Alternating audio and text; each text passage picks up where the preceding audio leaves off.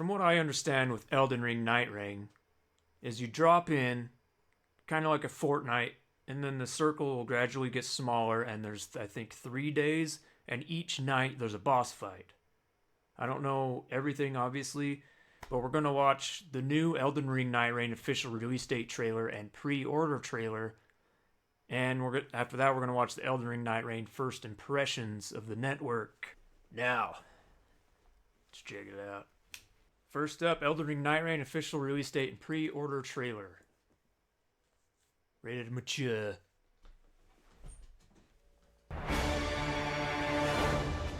Blue fire is awesome. Seekers of redemption, you were chosen.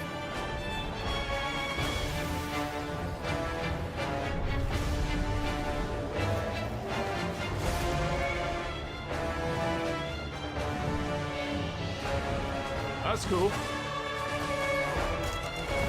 Hey, I recognize that enemy.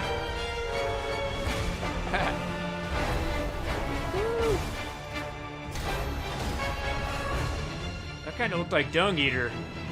Band together and prepare to claim the life Nice. of the Night Lord. Is that a Dark Souls enemy? I heard Dark Souls bosses are in this too. Pre-order May 30th. That's pretty soon. Pre-order now and get a bonus gesture. It's raining. Oh, you got a pre-order to get the raining gesture. Well, that's cool. All right, let's check out Tech Test Preview. Before we begin, I just need to say that the footage in this video was provided by Bandai Namco, as no capture was permitted during the event. Namco. So unfortunately, some of the really cool things I talk about may not always be perfectly represented on screen. Yeah, players Now, weren't allowed on to to the capture preview. anything. Tragedy must be averted.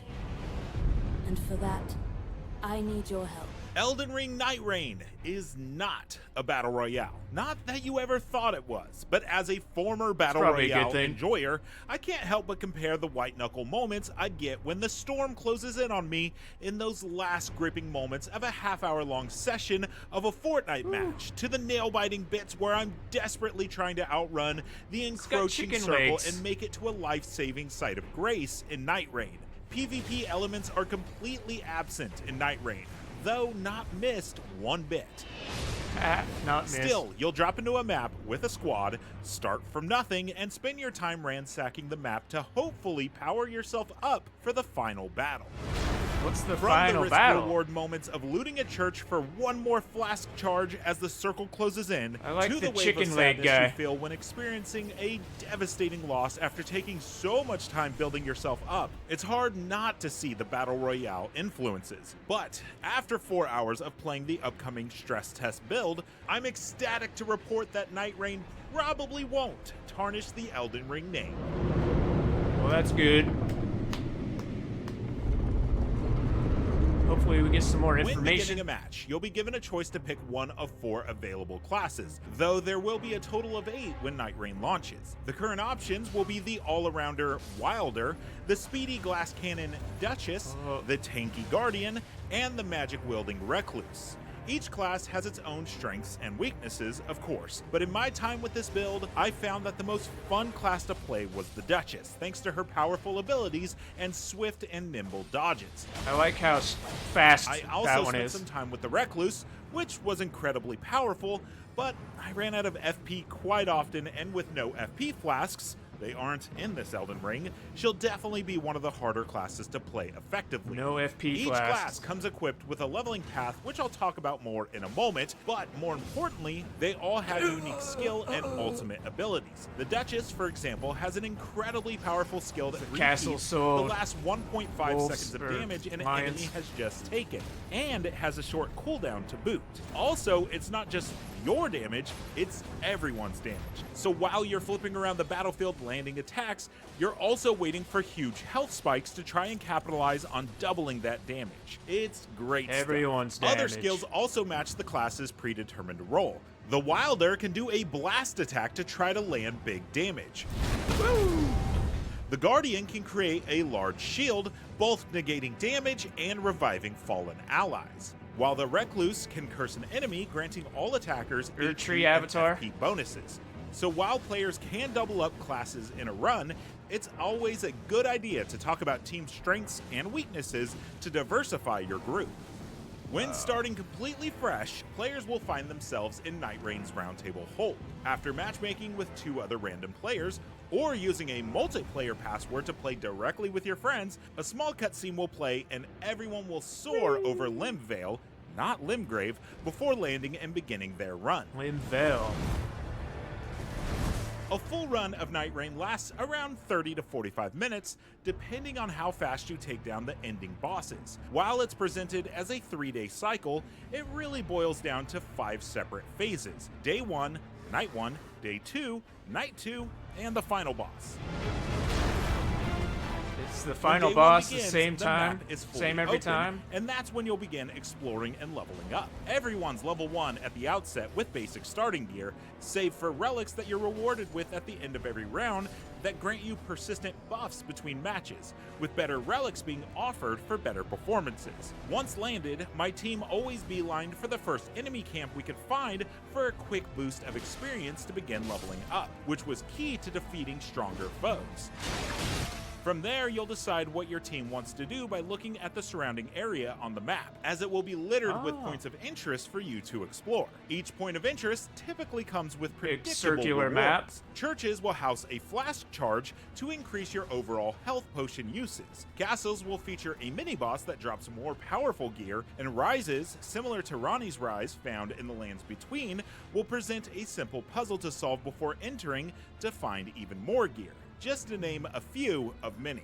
Where to Puzzles. go in Limvale feels kind of overwhelming at first, but the threat of the ever-closing circle will eventually train your brain to keep on the move.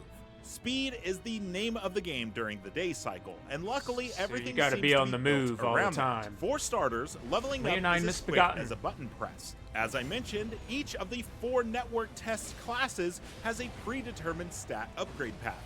So when you run up to a site of grace to refill your health, FP, and flash charges, you'll also be presented with the leveling menu, which only requires you to press confirm to increase your level. Heck, you may even have enough rooms to level up 3 or 4 times, and with 3 or 4 button presses, you're all done and substantially more powerful. Cool. If you have experience in Souls games, the day phases should be a breeze. While searching the map for loot upgrades, I ran into recognizable Elden Ring mobs. My team and I decided to take down a camp, but first we had to it fight looks like 3 all the same scattered enemies. fire chariots before getting our loot reward. Another time, we climbed to the top of a castle to fight a Godskin noble. That should be scary, but with 2 other tarnished by your side, these mobs and bosses go down pretty fast. Moving around is also way faster than in the original Elden Ring. You won't be clawing the controller anymore, since sprinting is moved from circle, or B, can, like, to double simply jump up clicking the left wall. stick. Sprinting is also about twice as fast as the regular Elden Ring. Fall damage? Nope. None here. No fall Getting down a damage. cliff is easy, and you can even run up walls parkour style, or use spirit springs to get around. Besides just rune hunting to raise your level, you'll also be trying to build a character to take on the night bosses. There is no armor, save for shields, in Nightreign. Only 6 weapon slots and 2 amulet slots. How it works is, in typical Elden Ring fashion, you can switch between your left and right-handed weapons and shields on the fly, but everything on your person will give you buffs. For example, let's say you found a Reduvia dagger with high bleed. If you so choose, this could be the start of a bleed build. Now let's say you take down a boss and you're presented with a few other weapons to choose from, and you spot a spear that increases your status effect buildups. You're not going to use that spear, as you'll want to stick with your dagger, but you'll still benefit from the status effect buildup the spear provides just by having it on your person. Think of it almost like a roguelike. Sometimes the synergy of weapon effects and stat upgrades you'll get will build off each other so well that you'll eventually start melting mobs left and right. Other times you'll want something like a poison build, only to keep getting weapons that increase your FP regeneration. Bummer. Weapons aren't the only rewards either. Oftentimes when looting a boss, you'll get to choose a stat upgrade or a modifier. Some of these are less exciting than others, such as a 10% increase in physical damage. Useful, yes. Exciting, not so much. Other times you'll get something really cool like a passive power-up that drops a big voice-breaking lightning strike every time you dodge. I'm not or seeing an a enemy health bar slowing above the cross enemies. nova every That's time alright. you begin to sprint. You can work these into your build for some powerful combinations. Oh. While the day phases can feel like a walk in the park, it's the night bosses that serve as a real skill check. After the circle has closed enough to end a day phase, a minor Erd tree will appear, signaling that it's time to take on the night boss. Over the hours I played, my team ranged from completely decimating the Night 1 boss to barely scraping by. If someone goes down, you'll revive that person by simply attacking their downed body, with ever-increasing attacks needed the more often they drop. Regardless, the way the Night 1 ends will usually inform you on how the rest of the run will go. I've seen teams come back from barely scraping by the Night 1 boss, but if that boss was tough, you're likely behind in your leveling and you'll have an uphill battle ahead of you to have a chance against the Night 2 boss. Day 2 begins the same way Day 1 did. You'll once again have a full map to explore to level and find better equipment and power-ups. Occasionally, you'll be invaded by a random Margit the Felloman who will chase you until he dies or he wipes your party. If your team wipes during the day, you'll drop your runes and respawn at the nearest site of grace. You can recover your runes, but the main thing lost here is time, which was wasted fighting an enemy you didn't get a reward from and wasted having to recover your lost runes. If your team wipes during a night boss, it's game over, and you'll need to begin a new run. By the time Night 2 rears its ugly head, it's time for the final skill check. During our playtest, we were met with two different night bosses. You'll either be faced with the Centipede Demon, who is tough but feels somewhat manageable, or three Sentinel Knights that really suck. In my 6 or 7 full runs of Nightreign, my team was only able to get past Night 2 just once. Finally, Day 3 is incredibly straightforward. There isn't one. Instead, you'll be able to spend your last bit of runes either leveling up or buying consumable items from a vendor. And then you and your team will take on the final boss of the run. As I mentioned before, depending on how far you got in your run, each player will be rewarded with a relic that provides a persistent upgrade for your characters. These can range from simple stat increases to modifiers that will set you on a build path right from the jump. For my preview, this seems to be the only meaningful progression Nightreign has to offer, though I imagine the full game may have more in store for us. Elden Ring Nightreign is a lot of fun. Pulling off victories by the skin of your teeth provides the same sense of accomplishment you felt when taking down some of Elden Ring's toughest foes.